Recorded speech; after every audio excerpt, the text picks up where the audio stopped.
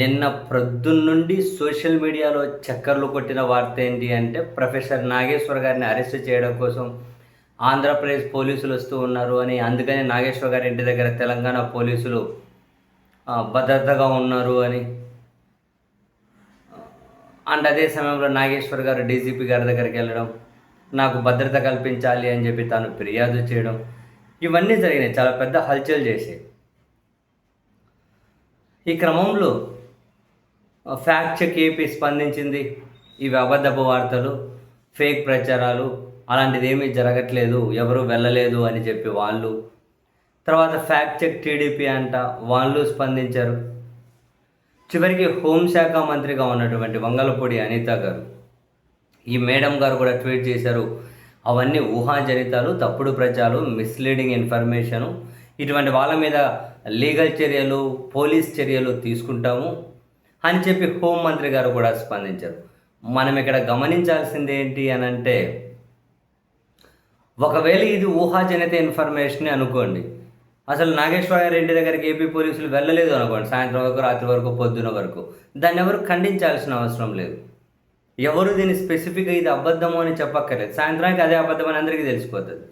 అరే ఊరికి ఒట్టి వార్తలు చక్కర్లు కొట్టే ఒట్టి ఊహాజనితం అని చెప్పి అందరికీ అర్థమైపోతుంది. ఆ వార్తను షేర్ చేసిన వాళ్ళకు కూడా అర్థమైపోతుంది. కానీ పని కట్టుకొని హోంమంత్రి గారు, పని కట్టుకొని ఫ్యాక్ట్ చెక్ ఏపీ, పని కట్టుకొని ఇంకో అకౌంట్లు ఫ్యాక్ట్ చెక్లు అని చెప్పి వీళ్ళు స్పందించారు అంటేనే నాకు అప్పుడే అనిపించి సంథింగ్ ఫిషీ అని. ఆ సంథింగ్ ఫిషీ ఏంటి అనేది మళ్ళీ రాత్రి అయ్యేసరికి అర్థమైంది. ఉప ముఖ్యమంత్రిగా ఉన్న జనసేన అధ్యక్షులు పవన్ కళ్యాణ్ గారు దీని మీద స్పందించారు. ఆ విశ్లేషకుడి మీద కేసులు పెట్టారని, ఈరోజు అరెస్ట్ చేసేకి వెళ్ళారు అని చెప్పి నాకు తెలియగానే నేను వద్దని చెప్పాను, వారించాను. వద్దు, అక్కడితో ఏదో తప్పు చేశాడు వదిలేయండి అని చెప్పాను. అరెస్ట్ చేశారు నాకు తెలియగానే నేనే వద్దని చెప్పాను అని చెబితే ఆయన్ని మాత్రమే వదిలిపెడుతూ ఉన్నాం. ఇంకేదో ఇంకో వెబ్సైటు మరికొందరిని మాత్రం ఎట్టి పరిస్థితులు వదిలే సమస్యనే లేదు, మీ అందరి సంగతి తేలుస్తా, మీ అందరి తోలు ఒలుస్తా, అది ఇది అని చెప్పి మిగిలిన వాళ్ళకైతే గట్టిగానే వార్నింగ్ ఇచ్చారు, పోనీయండి. ఈ క్రమంలో మరి ఇప్పుడు పోలీసులు వెళ్ళారని చెప్పి సమాచారం నాకు తెలిసింది, నేనే వద్దని చెప్పాను అని చెప్పి స్వయాన ఏనే చెప్పిన తర్వాత మరి ఇప్పుడు వంగలపూడి అనిత మేడం గారు ఎవరి మీద లీగల్ చర్యలు తీసుకుంటారు? వెళ్ళారు, వద్దని చెప్పాను అంటూ ఉన్నారు ఆయన.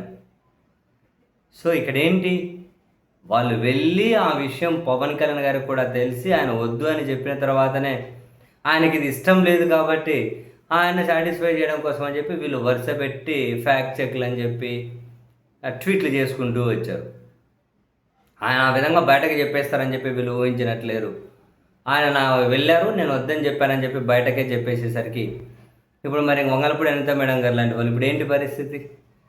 ఆయన వెళ్ళలేదు అంటే సైలెంట్, ఆ ఇన్ఫర్మేషన్ మీద సైలెంట్ ఉండి ఉండొచ్చు.